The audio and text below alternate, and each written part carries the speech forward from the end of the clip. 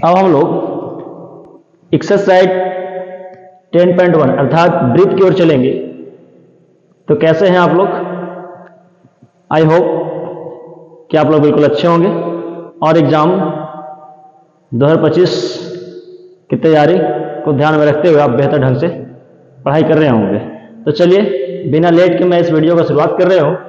कहते हैं एक वृत्त की कितनी स्पर्श रेखाएं हो सकती है। तो आपको ध्यान देना है कि एक वृत्त में, देखिए हम ये वृत्त की रचना किया ना, ये वृत्त है। कहता है कि एक वृत्त की कितनी स्पर्श रेखा होगी। चलिए यहां वृत्त रखते हैं। तो एक वृत्त की स्पर्श रेखा कितनी होगी? तो ध्यान दीजिए, इस पर स्पर्श रेखा खींच रहे हैं, इस पर स्पर्श रेखा खींच दिए, इस पर स्पर्श रेखा खींच दिए, इस पर स्पर्श रेखा खींच दिए, एक ही दिया स्पर्श रेखा, एक ही दिए, एक ही दिए। मतलब एक वृत्त पर स्पर्श रेखा संख्या कितनी होती है? अनंत होती है। कितनी होती है? अनंत। तो हम क्या बोलेंगे? एक वृत्त पर हम कितने स्पर्श रेखा खींच सकते हैं? तो अनंत या अनेक। तो यहाँ अनेक लिख दिए, पहला हुआ हमारा। दूसरा में कहता है रिक्त स्थान की पूर्ति कीजिए। तो रिक्त स्थान की पूर्ति कैसे करें? तो बोलता है किसी वृत्त की स्पर्श रेखा उसे कितने बिंदुओं पर प्रतिच्छेद करती है। तो हम वृत्त की स्पर्श रेखा की परिभाषा जानते हैं कि वृत्त के किन्हीं एक बिंदुओं पर प्रतिच्छेद कर रेखा क्या कहते हैं हम लोग? स्पर्श रेखा कहते हैं। मान लीजिए देखिए ध्यान से,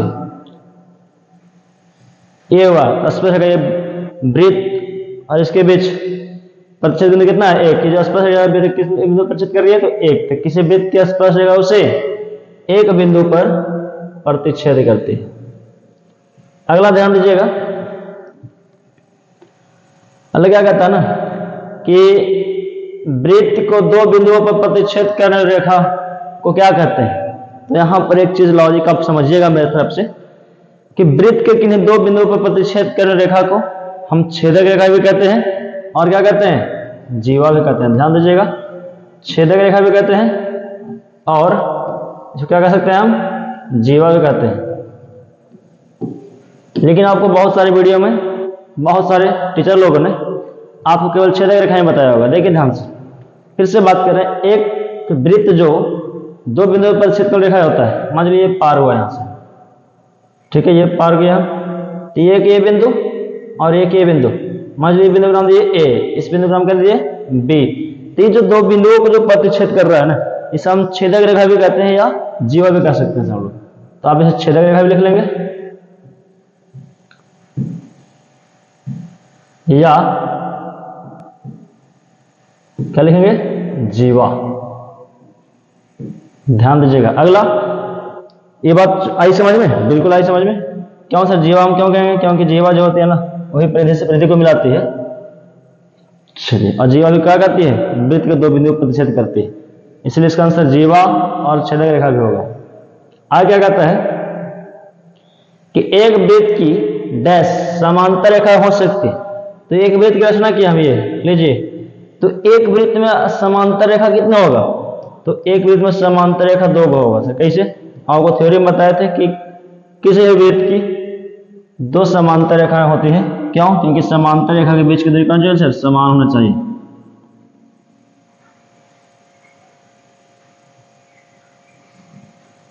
ठीक है,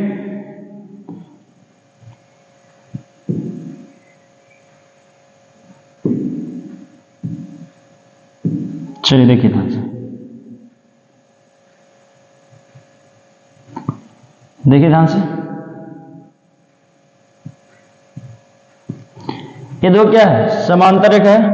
एक रेखा का नाम दे ए, एक रेखा का नाम दे क्या? बी। तो समांतर रेखा है ना, तो क्या समांतर रेखा हुआ? एक ये हुआ, एक ये हुआ, तो कितना हो गया? दो। समांतर रेखा का हमको परिभाषा मालूम होना चाहिए कि वैसी रेखा जिसके बीच की दूरी हमें कौन चाहिए? समान होनी चाहिए। तो बीच की दूरी भी समान है, दो ये होगा। चलिए यहां तक कितना भर सकते हैं हम लोग? दो। ठीक, इसी प्रकार से लास्ट प्रश्न। तो लास्ट प्रश्न किसमें हम लोग देखेंगे? तो लास्ट प्रश्न में यह कहता है ना कि मान लीजिए आप कह रहे हैं कि वृत्त तथा उसके स्पर्श रेखा के उभयनिष्ठ बिंदु। ध्यान दीजिएगा, वृत्त है और ये कहता है कि स्पर्श रेखा। चलिए लीजिए स्पर्श रेखा, यह स्पर्श रेखा लिए, ठीक है। कहता है वृत्त तथा उसके स्पर्श रेखा के उभयनिष्ठ बिंदु, तो वृत्त है, स्पर्श रेखा है, इसका उभयनिष्ठ बिंदु ये लिए हम, ठीक है, इसका उभयनिष्ठ बिंदु क्या ले हम लोग, ये लिए इसको उभयनिष्ठ बिंदु। तो जो वृत्त उभयनिष्ठ क्यों कहा, तो थोड़ा सा यहां ध्यान देना है, स्पर्श रेखा जो है ना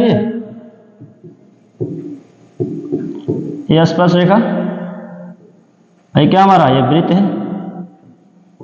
तो वृत्त का भी जो बिंदु से और स्पर्श रेखा का बिंदु जो दोनों एक ही हैं, इसलिए उभयनिष्ठ कर दिया। तो वृत्त तथा स्पर्श रेखा के बीच जो उभयनिष्ठ बिंदु है ये, इसे हम स्पर्श बिंदु कहते हैं। क्या कहते हैं इसको, स्पर्श बिंदु। इस तरह से हमारा पहला का और दूसरा का सारे क्वेश्चन आसान से तरीके से कंप्लीट हो गया। वृत्त तथा उसके स्पर्श रेखा को उभयनिष्ठ बिंदु क्या कहते हैं हम लोग, स्पर्श बिंदु कहते हैं। तो आप थ्योरी तो चलेंगे अब हम लोग बिना देर के अगली वीडियो की ओर। तो इसमें अगली वीडियो कह रहा है अगले प्रश्न में कि 5 सेंटीमीटर त्रिज्या वाले वृत्त के बिंदु P पर, तो सबसे पहले वृत्त के बारे में चर्चा कर रहा है, तो हम वृत्त लेंगे।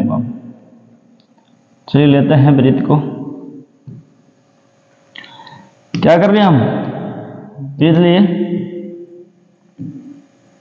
ध्यान दीजिएगा। ये वृत्त है जी, है। आओ बड़ा, नहीं इतना ही ठीक है। चलिए इसमें कलरफुल करना है तो कलरफुल कर सकते हैं आप।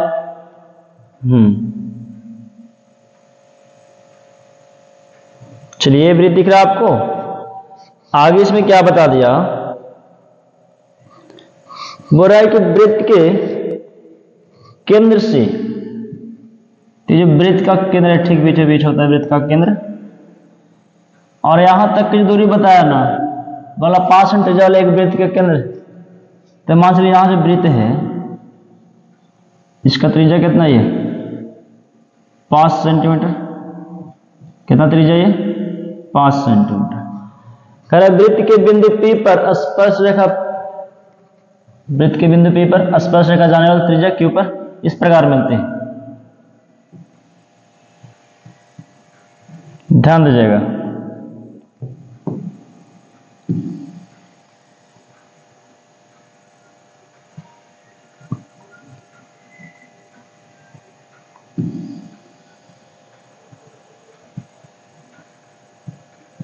चलिए ये बिंदु P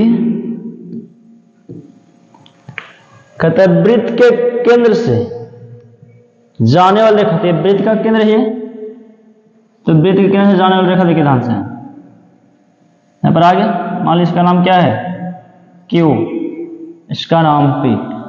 तो कहता है ना कि OQ है कितना, 12 सेंटीमीटर।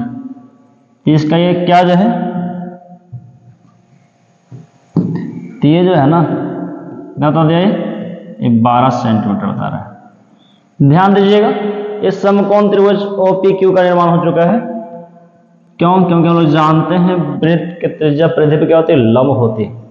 अर्थात पूर्ण रूप से कहते हैं क्या हो गया, कर्ण, और क्या हो गया ये लंब, और ये क्या बच गया बाबू, आधार। चलिए तो ध्यान में तो हम लोग कितना है ये चीज, क्योंकि हम लोग इतना जानते भी हैं। तो प्रमेय 10.1 अर्थात हम पाइथागोरस प्रमेय से जब लगाएंगे, तो पाइथागोरस प्रमेय से क्या होता है, आधार बराबर सूत्र। आधार बराबर सूत्र बताइए आप, तो आप लोग जरूर पता होगा। आधार बराबर क्या पता है, रूट अंडर कर्ण स्क्वायर माइनस लंब स्क्वायर, कर्ण स्क्वायर माइनस लंब स्क्वायर। ध्यान दीजिएगा, कर्ण की जगह कितना है, तो कर्ण की जगह पर है 12, तो 12 का स्क्वायर कीजिए, और लंब की जगह कितना है 5, तो आप 5 का स्क्वायर कीजिए। बताइए आप ही लोग 12 का स्क्वायर कितना होता है, तो 144 होता है ना जी, 144 होता है 12 का स्क्वायर, 5 का स्क्वायर 25। अब जब 144 में से जब 25 चल जाएगा ना, तो घट के आएगा 119। सेंटीमीटर मिनट था तो सेंटीमीटर दीजिए। और ये हमारा इधर कंप्यूटर आधार किसको मानता हम लोग? पी क्यू को। किसको मानता आधार हम लोग? P Q. तो ये हमारा आधार कंप्लीट हो गया। चलिए, अर्थात हमारा पी क्यू का मान कितना निकल गया? 119 सेंटीमीटर। तो चूंकि हमारा 119 सेंटीमीटर यहाँ आंसर ये राइट है, हमारा ऑप्शन में भी दिख रहा है, ऑप्शन डी। इसी प्रकार से हमारा तीसरा क्वेश्चन आसान से तरीके से कंप्लीट हो गया। हम लोग चौथा क्वेश्चन की हो, तो कहते हैं एक वृत्त और दी गई रेखा के समांतर दो ऐसी रेखा खींचना है। तो ये लीजिए वृत्त, क्या है ये वृत्त है जी, हाँ बिल्कुल वृत्त जैसा दिख रहा है आपको भी। तो ये वृत्त है, चल हारे ले लेंगे समझ। ये वृत्त अब क्या बोलता है ना कि ऐसी दो समांतर रेखा खींचिए, मतलब एगो रेखा पहले दे लो, तो एगो ऐसी रेखा देल है लन है, एगो रेखा को देल, तो एगो रेखा दिया हुआ है, ठीक है। तो ये रेखा जो देल है, तो इसमें क्या कर रहा है, आपको कुछ लॉजिक का दिया है, क्या बता रहा है ना आपको, ये जो दिया गया रेखा है पहले से लिख लिया, दी गई रेखा, दी गई रेखा। चलिए ध्यान से, अगला क्या कहता है ना कि समांतर दो ऐसी रेखा खींचिए कि उनमें से एक स्पर्श रेखा, मतलब दो को समांतर रेखा खींचना है इसके, तो एगो स्पर्श रेखा होना चाहिए और एगो क्या होना चाहिए, छेदक रेखा। चलिए दो रेखा का रचना करते हैं। जी स्पर्श रेखा,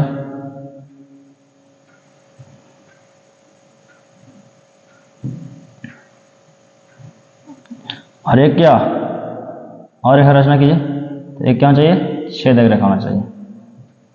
लीजिए अब देखिए ध्यान से, अब आई बात समझ में। तो वृत्त जो है ना, वृत्त के जो बीच यहाँ पर स्पर्श रेखा ली एक बिंदु पर, तो ये हो गई क्या, स्पर्श रेखा।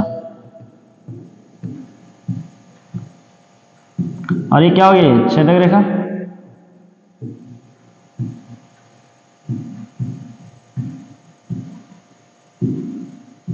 चलिए ध्यान दीजिएगा, प्रश्न को एक बार फिर से देख लीजिए। एक वृत्त खींचिए और एक दी गई रेखा, तो एक दी गई रेखा समांतर, दो ऐसा रेखा खींचे, देखिए दो ऐसा खींच दिए कि उनमें से एक स्पर्श रेखा, तो स्पर्श रेखा हो गया और एक दूसरी छेदक रेखा हो गया। इसी प्रकार से हमारे दोस्तों एक्सरसाइज 10.1 आसान से तरीके से कंप्लीट हो गया। हम चाहें कि आपको वीडियो अच्छा लगा हो तो आप लाइक और कमेंट जरूर करेंगे।